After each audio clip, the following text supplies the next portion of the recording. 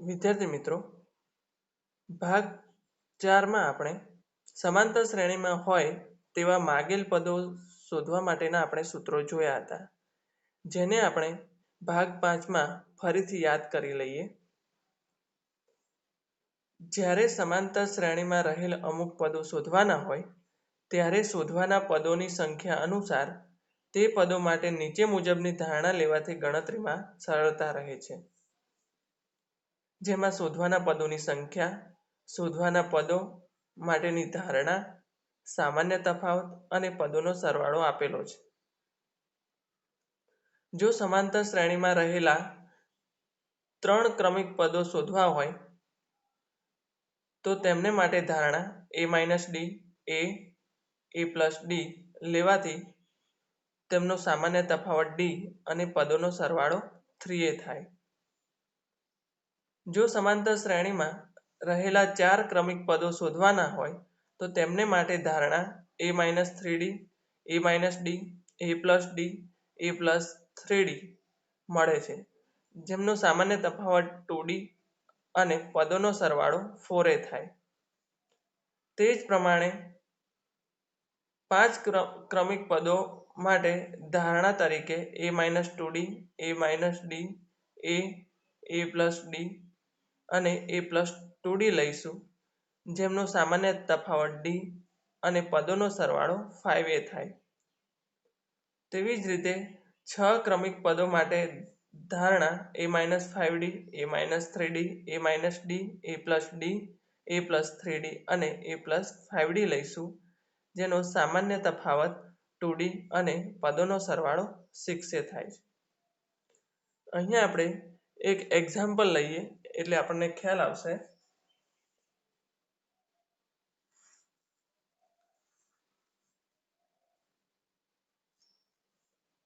સમાંતર શ્રેણીના 3 ક્રમિક પદોનો સરવાળો 48 છે. આમાંના પહેલા અને છેલ્લા પદનો ગુણાકાર 252 છે. તો a અને d શોધો. અહીંયા ધારો કે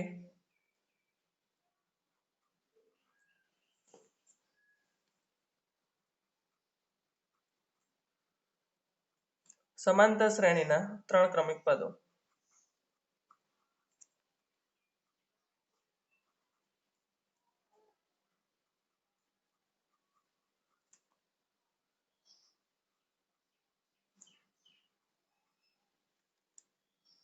a-d a અને a+d લઈશું.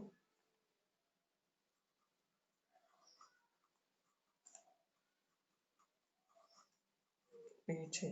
હવે પહેલી શરત મુજબ 3 ક્રમિક પદોનો સરવાળો 48 છે. માટે a-d plus a plus a+d આપણે ત્રણેયનો સરવાળો આપણને 48 આપેલો છે.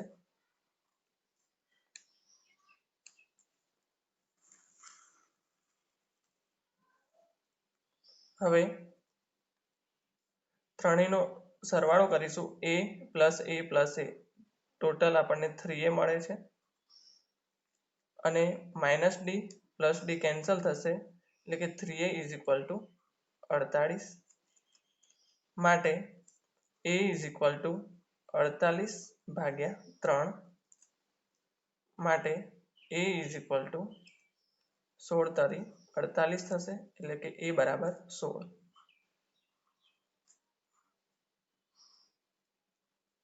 હવે આ ઉપરાંત બીજી શરત પણ આપણને આપેલી છે કે આમાંના પહેલા અને છેલ્લા પદનો ગુણાકાર 252 છે. એટલે કે અહીંયા પહેલું પદ a-d અને છેલ્લું પદ a+d બંનેનો ગુણાકાર આપણને 252 આપેલો હોવાથી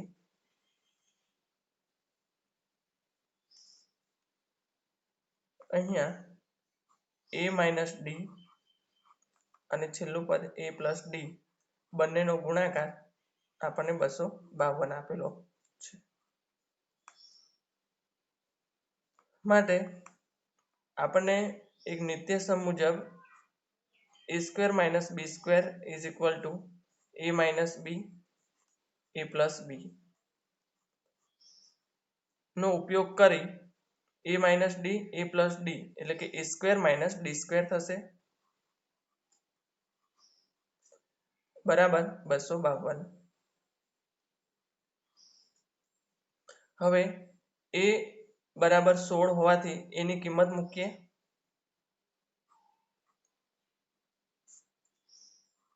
16 નો વર્ગ minus D square is equal two 252.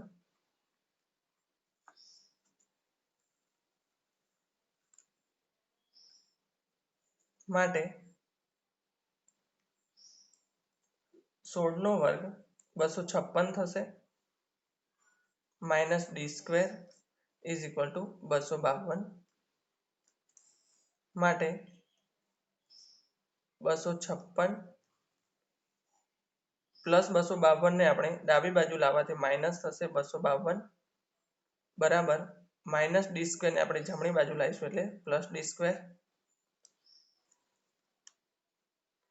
માટે 256 માંથી 252 બાદ કરીશું એટલે આપણને 4 મળે છે 4 is equal two D square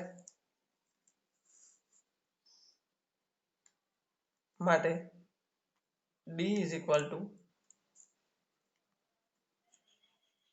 4 એટલે √4 થશે અને જેનું વર્ગમૂળ આપણને મળે છે પ્લસ ઓર માઇનસ 2 કારણ કે વર્ગમૂળમાંથી હંમેશા જ્યારે આપણે કોઈ સંખ્યાનું વર્ગમૂળ કાઢીએ ત્યારે આપણને બે કિંમત મળે છે પ્લસ અને માઇનસ માટે ડી ઇઝ ઇક્વલ ટુ 2 અથવા ડી ઇઝ ઇક્વલ ટુ -2.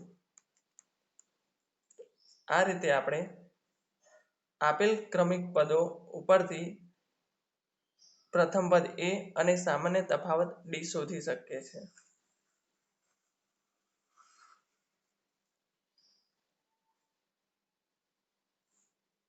ત્યારબાદ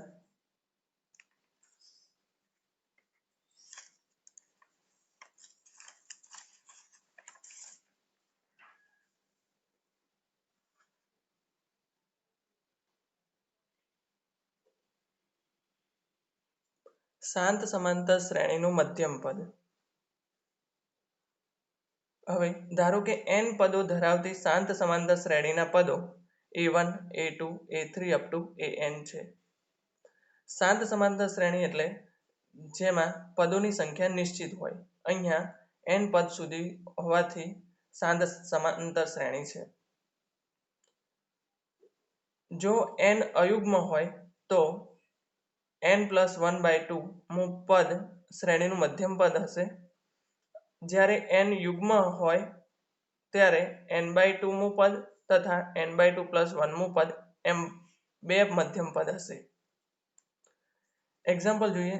ધારો કે પહેલા n અયુગ્મ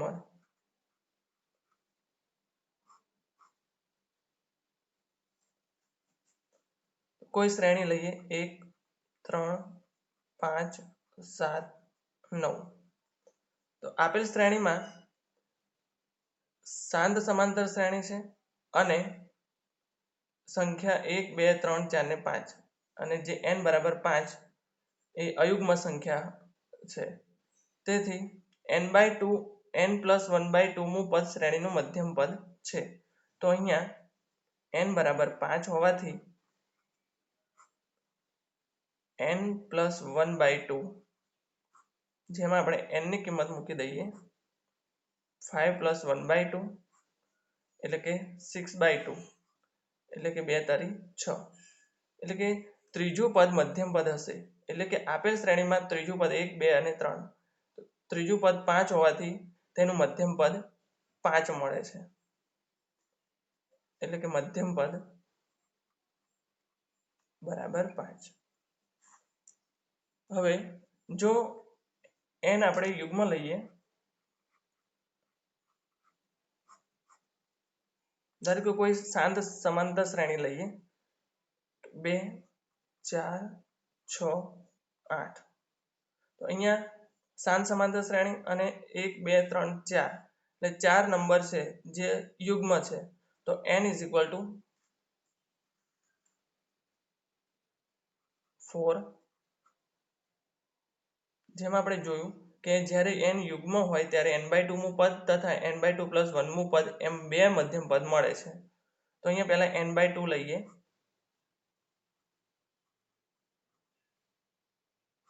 ઇઝ ઇક્વલ ટુ 4/2 એટલે કે 2 દુ 4 એટલે કે બીજું પદ, અને n/2 + 1 મું પદ એટલે કે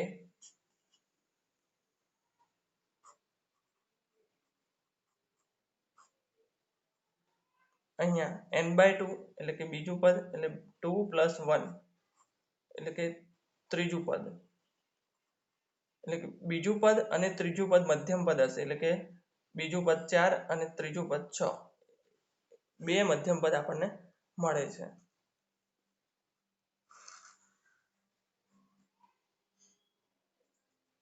ત્યારબાદ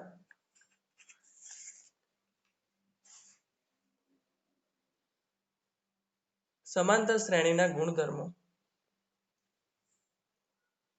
પહેલા કોઈ પણ સમાંતર શ્રેણી માટે m મું પદ એટલે કે am = a + m - 1 * d, n મું પદ an = a + n - 1 * d. હવે આપણે am માંથી an બાદ કરીએ એટલે કે am - an = am = a + m - 1 * d - an = a + n - 1 * d. હવે a પ્લસ ગુણાકાર કરીએ m × d એટલે md માઇનસ d × 1 એટલે d minus a plus nd minus d, કૌંસને છોડીએ એટલે કે a plus md minus d. હવે અહીંયા માઇનસ છે એટલે કે માઇનસ આપણે અંદર ગુણાકાર કરીશું એટલે કે minus a minus plus minus nd અને માઇનસ માઇનસ પ્લસ d. અહીંયા a અને a કેન્સલ થશે, તેવી જ રીતે d અને d પણ બંને કેન્સલ થશે. તેથી અહીંયા આપણને md માઇનસ nd મળે છે, ઇઝ ઇક્વલ ટુ બંનેમાં d કોમન હોવાથી અહીંયા m માઇનસ n અને d સામાન્ય છે, માટે am - an = m minus n d એટલે કે d = am - an / m minus n, કારણ કે m માઇનસ n ≠ 0. એટલે કે આપણને એક આ સૂત્ર મળે છે. જ્યારે સામાન્ય તફાવત d શોધવાનો હોય ત્યારે am - an / m minus n આપણને સૂત્ર મળે છે. એક્ઝામ્પલ ગણીએ.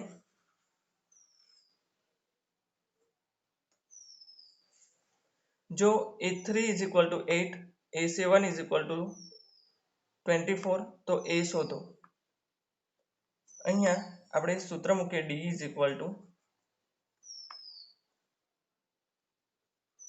am - an / m minus n.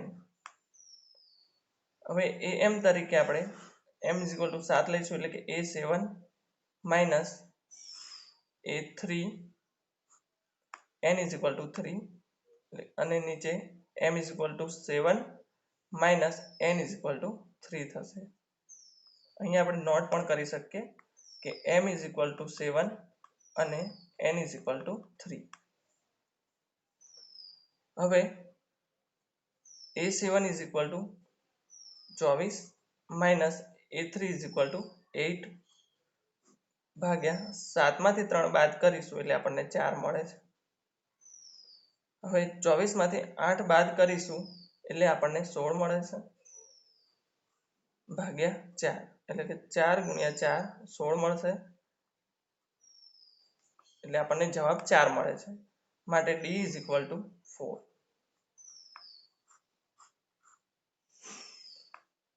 આપણે a શોધવાનો હોવાથી અહીંયા આપણને a3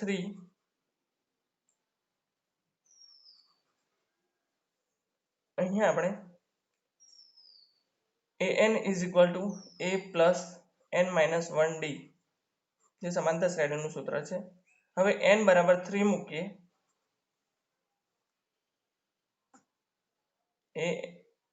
n બરાબર 3 મૂકતા આપણને a3 = a plus 3 minus 1 into D is equal to a plus 3માંથી 1 બાદ કરીશું એટલે 2d મળશે અને a3 ઇઝ ઇક્વલ ટુ આપણને 8 આપેલા છે. હવે 8 is equal to a plus 2 D ની કિંમત આપણને 4 મળી છે માટે 8 is equal to a plus 4 દુ 8 માટે આપણે ડાબી બાજુ 8 લાવીશું એટલે 8 minus 8 is equal to a માટે a ઇઝ ઇક્વલ ટુ 8માંથી 8 બાદ કરીશું એટલે આપણને 0 મળે. તો સમાંતર શ્રેણીના ગુણધર્મોનો સૂત્રનો ઉપયોગ કરી આપણે એક્ઝામ્પલ ગણ્યો. આ રીતે આપણે કોઈ પણ એક્ઝામ્પલ આ સૂત્રની મદદથી ગણી શકીએ છીએ.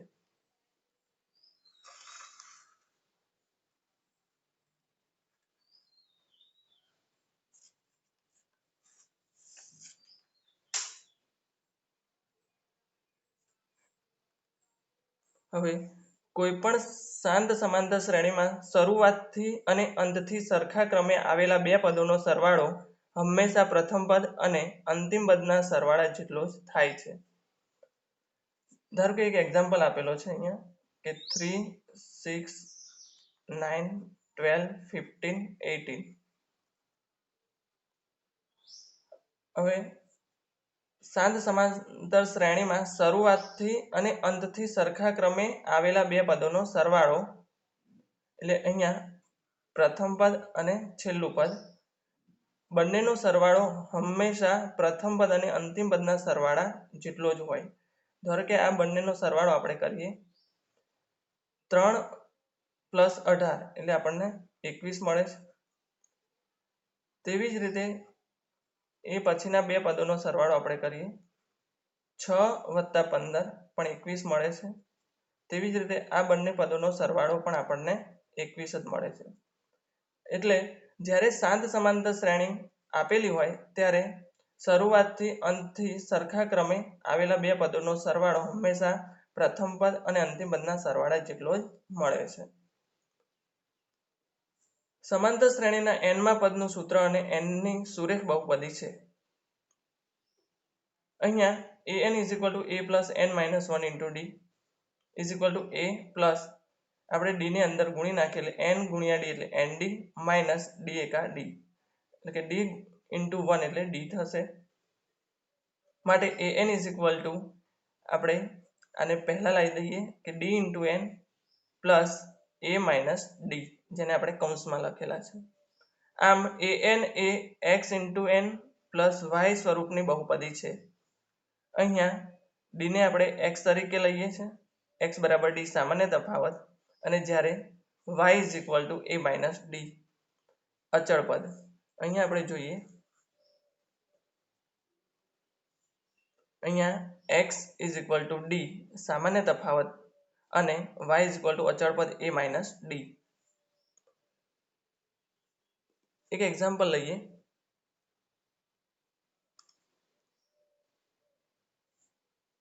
અહીંયા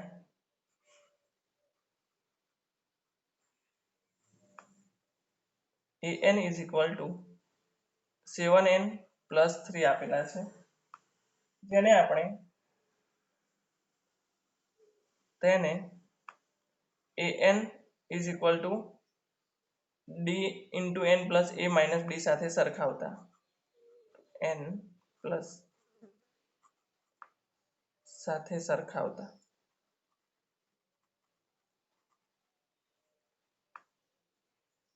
અહીંયા ડી ઇઝ ઇક્વલ ટુ 7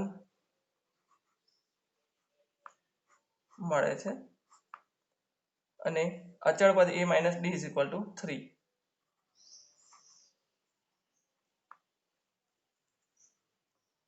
માટે a માઇનસ ડી ની કિંમત આપણે 7 મૂકીશું ઇઝ ઇક્વલ ટુ 3. માટે a is equal two 3 minus 7 ને આપણે જમણી બાજુ લઈ જઈએ એટલે પ્લસ 7 થશે માટે a ઇઝ ઇક્વલ ટુ 7 + 3 એટલે 10. આમ સમાંતર શ્રેણીના nમા પદના સૂત્ર એ n ની સુરેખ બહુપદી છે, જેના ઉપરથી આપણે a અને d ની કિંમત સરળતાથી શોધી શકીએ છીએ. થેન્ક યુ વિદ્યાર્થી મિત્રો.